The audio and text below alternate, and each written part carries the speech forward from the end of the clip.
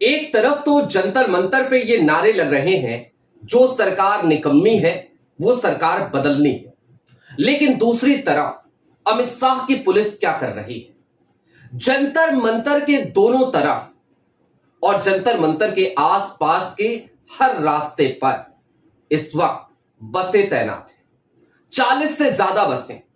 इतना ही नहीं बल्कि टीयर गैस के साथ रैपिड एक्शन फोर्स की टुकड़ियां उनकी भी तैनाती कर दी गई है। आरएएफ के जवान लगातार जंतर मंतर पर मुस्तैदी के साथ खड़े हो चुके हैं और पुलिस बल की तादाद हर गुजरते मिनट के साथ बढ़ती जा रही है। लेकिन इन सब से इतर सवाल ये कि क्या प्रधानमंत्री नरेंद्र मोदी ने कल सोनम वांगचुक को जंतर मंतर से उठवाकर अपने इस्तीफे पर मुहर लगा दी है? और दूसरी तरफ उनकी पत्नी ने जो आरोप लगाए, सोनम वांगचुक की पत्नी ने जो आरोप लगाए गीतांजलि ने, उससे सवाल यह भी कि क्या सोनम वांगचुक की जान को वाकई में खतरा है? सारी बातें जरा विस्तार से करेंगे। नमस्कार, मैं स्वप्निल और आप मुद्दा देख रहे हैं। दोस्तों, आगे बढ़े उससे पहले वही छोटी सी अपील। मुद्दा इन दिनों एक गंभीर आर्थिक संकट से जूझ रहा है। एक तरफ जहां हमारे मेन बैंक अकाउंट्स बीते लंबे समय से फ्रीज चल रहे हैं, तो दूसरी तरफ हमारे 2.5 साल पुराने चैनल को हमसे लंबे समय तक छीन कर रखा गया था। ऐसे में डे टू डे ऑपरेशंस में मुद्दा को काफी मुश्किलों का सामना करना पड़ रहा है। लिहाजा आपसे गुजारिश है, यदि आप चाहें तो स्क्रीन पर दिख रहे क्यूआर कोड या फिर के नीचे दिख रहे यूपीआई नंबर्स के जरिए मुद्दा की छोटी छोटी मदद जरूर कीजिएगा, ताकि हमारी बेबाकी यूं ही बरकरार रहे। अब आगे बढ़ते हैं। कल सोनम वांगचुक को किस तरीके से पुलिस लेकर के गई, ये आपने देखा होगा। बकाया चादरें तान दी गई और उसके अंदर क्या हो रहा था सोनम वांगचुक के साथ, ये किसी को नहीं पता। हालांकि कुछ तस्वीरें जरूर आई और उन तस्वीरों ने यह बता दिया कि सोनम वांगचुक को आसानी से लेकर के नहीं गई दिल्ली की पुलिस, बल्कि उन्हें लगभग घसीटते हुए एम्बुलेंस में डाला गया। सोनम वांगचुक इस बात का विरोध करते रहे। सोचिए, एक व्यक्ति जो 20 दिन से अनशन पर हो, जिसके अनशन का 21वां दिन हो, वो खुद इतना कमजोर हो चला हो, 8 किलो वजन उसका कम हो चला हो, उसके साथ इस तरीके की निर्दयता कल दिल्ली पुलिस ने करी। उसके बाद उन्हें सफदरजंग अस्पताल में भर्ती करा दिया गया। लेकिन वहां पर जब उनकी पत्नी गई तो उनका मोबाइल फोन उन्हें अंदर नहीं ले जाने दिया गया।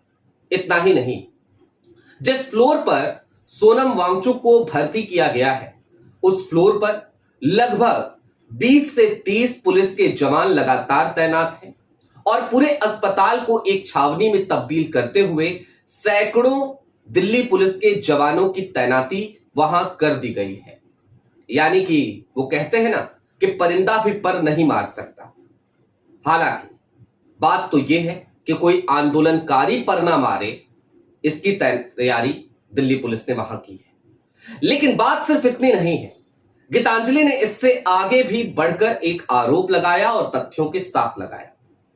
गीतांजलि कल से लेकर अब तक लगातार दिल्ली पुलिस से यह कहती रही कि आप हमें ब्लड सैंपल दे दीजिए, ताकि हम सोनम वांगचुक के ब्लड सैंपल की जांच कहीं और भी करा लें, क्योंकि हमें सरकारी सिस्टम पर भरोसा नहीं है।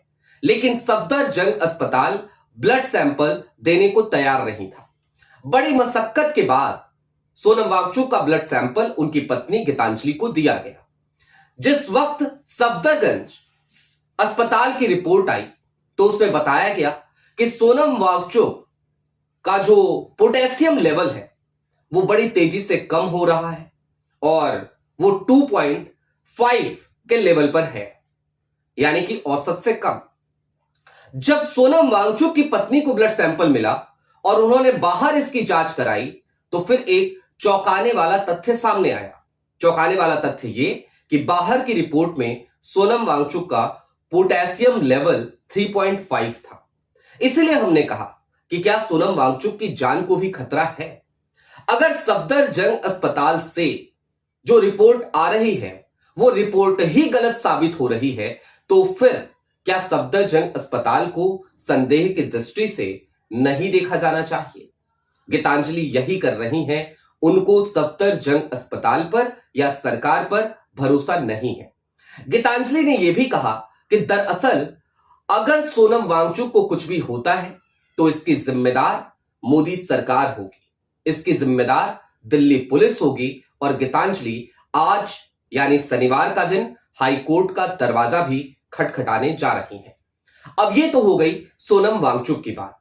अब जंतर मंतर की तरफ चले आइए और समझते हैं वहां क्या हो रहा है। दरअसल जंतर मंतर पे कल से लेकर अब तक हालात बड़ी तेजी से बदले हैं। सोनम वांगचुक को उठाने के बाद इस तरीके का प्रतिरोध झेलना पड़ेगा, शायद अमित शाह की पुलिस को इस बात का अंदेशा या अंदाजा नहीं था। जैसे ही सोनम वांगचुक को उठाया गया, यह आंदोलन सिर्फ और सिर्फ सीजेपी का आंदोलन ना होकर इस देश के युवाओं का आंदोलन हो चला है।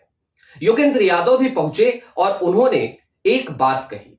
इवन उन्होंने नहीं बल्कि सोनम वांगचुक का एक संदेश लेकर योगेंद्र यादव वहां पहुंचे और योगेंद्र यादव ने कहा कि अब इस आंदोलन में किसी भी संगठन, किसी भी पार्टी का कोई झंडा नहीं होगा, किसी भी पार्टी का कोई नारा नहीं होगा। यह पहली शर्त। दूसरी शर्त जो सोनम वांगचुक ने अब इस आंदोलन के लिए तय करी है, वो शर्त है कि दरअसल अब इस आंदोलन में कोई भी नकारात्मक नारा नहीं होगा, बल्कि नारे होंगे जय हिंद के, नारे होंगे भारत माता की जय के, नारा होगा कोई और नहीं बल्कि इनकलाब जिंदाबाद और जय भीम जैसे नारे। अगर कोई झंडा होगा तो वो होगा तिरंगा। उसके साथ ही साथ एक शर्त यह भी कि यहां पर अब जो आंदोलनकारी हैं वो अपनी तरफ से कोई भी ऐसी बात या कोई भी ऐसी हरकत नहीं करेंगे जो दिल्ली पुलिस को यह मौका दे जिसकी वजह से वो आंदोलन का दमन करने का एक बहाना खोज सके। कुल मिलाकर यह समझिए कि अब इस आंदोलन ने एक अलग रुख अख्तियार कर लिया है और यह अलग रुख मोदी के इस्तीफे की तरफ ही बढ़ चला है। वैसे भी जो आंदोलन अब तक धर्मेंद्र प्रधान का इस्तीफा मांग रहा था, अब वहां पर अचानक पहुंची भीड़ ने प्रधानमंत्री नरेंद्र मोदी का इस्तीफा मांगना शुरू कर दिया है। नारे अब इस तरीके से परिवर्तित हुए हैं कि जो सरकार निकम्मी है वो सरकार बदलनी है। लेकिन इस तरीके के नारों से या प्रतिरोध से क्या प्रधानमंत्री नरेंद्र मोदी को या मोदी सरकार को कोई फर्क पड़ता है? अभी तक का इनका कार्यकाल ये बताता है कि इन तमाम चीजों से मोदी सरकार की सेहत पर कोई फर्क नहीं पड़ता। लेकिन हां, जब नहीं पड़ता तो फिर किस तरीके से आंदोलनों को कुचलने की तैयारी की जाती है, अब जरा वो भी समझ लीजिए। किसान आंदोलन को तो आपने देखा ही है, किस तरीके से लगातार वाटर कैनन की मार, तो कभी टीयर गैस के गोले, तो कभी गोलियां तक, ये सब कुछ कालांतर में हमने देखा है। हमने देखा है किस तरीके से सड़कों पर सीमेंटेड बैरिकेडिंग और नुकीले छड़े लगाए जाते थे ताकि किसान दिल्ली ना पहुंच पाए। और अब जंतर मंतर को खाली कराने के लिए वहां पर 40 से ज्यादा बसों की तैनाती की गई है। दिल्ली पुलिस के जवान जंतर मंतर के सामने बसों के ऊपर टीयर गैस तैयार करते हुए देखे जा सकते हैं। वाटर कैनन वहां पर अब पहुंच चुके हैं और जो पूरा मामला है वो इस ओर बढ़ चला है कि वहां पर रैपिड एक्शन फोर्स की टुकड़ियां, उनकी भारी तैनाती की जा चुकी है। जो नीली ड्रेस आप देख रहे हैं तमाम तस्वीरों में, ये नीली ड्रेस में आरएएफ के ही जवान हैं, रैपिड एक्शन फोर्स के ही जवान हैं। यानी कि आज का दिन दरअसल बहुत बड़ा दिन होने जा रहा है। ये दिन सिर्फ और सिर्फ सीजेपी या अभिजीत दीपके का नहीं है, ये दिन इस देश के युवाओं का दिन है। ये दिन इस बात का भी परिचायक बन सकता है कि एक बार फिर कैसे एक आंदोलन को दबाने की कोशिश की गई। लेकिन हां, ये बात सनद रखनी चाहिए कि दरअसल युवाओं के इस आंदोलन को दबाने की गलती अगर मोदी सरकार करती है तो ये आंदोलन अब सिर्फ और सिर्फ जंतर मंतर का आंदोलन नहीं है। ये आंदोलन अब उस स्क्रिप्ट से आगे बढ़ चला है जो स्क्रिप्ट शायद लिखी गई थी मोदी सरकार के जरिए ही। ये आंदोलन अब उस घेरे से बाहर निकल चुका है। इसीलिए आज की वीडियो में मैंने अभिजीत दीपके का नाम या सीजेपी का नाम सिर्फ और सिर्फ 4 बार लिया, एक बार अभी, एक बार थोड़ी देर पहले। और इस बात को समझिए कि यह घेरा वांगचुक कोटवानी के बाद टूटा है। इससे पहले हमने लगातार जो एनालिसिस किए उसमें सीजेपी पर संदेह जताया, अभिजीत दीपके पर संदेह जताया। वो संदेह आज भी बरकरार है, लेकिन जब देश का युवा और देश की जनता वो किसी आंदोलन की कमान अपने हाथों में ले ले तो फिर बात किसी एक संगठन तक सीमित नहीं रहती। आपकी क्या राय है वो हमें कमेंट बॉक्स में जरूर बताइएगा। सीजेपी के इस आंदोलन को हमने आपको अलग अलग तरीकों से हर बार समझाया है, लेकिन अब ये जो जन आंदोलन कल देर रात को वहां देखने को मिला, जहां पर सिर्फ 500-600 लोग पहुंचा करते थे, वहां पर हजारों की तादाद में लोग पहुंचे रात, और अभी तक वहां पर मुस्तैदी के साथ वो खड़े हैं। तो ये आंदोलन अब जन आंदोलन है।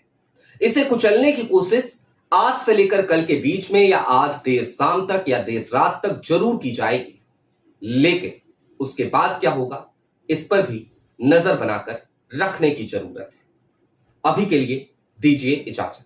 चलते चलते फिर वही अपील, चैनल पे नए हो तो सब्सक्राइब करते हुए जाइएगा, सक्षम हो तो मुद्दा की छोटी छोटी मदद जरूर कीजिएगा। बहुत शुक्रिया।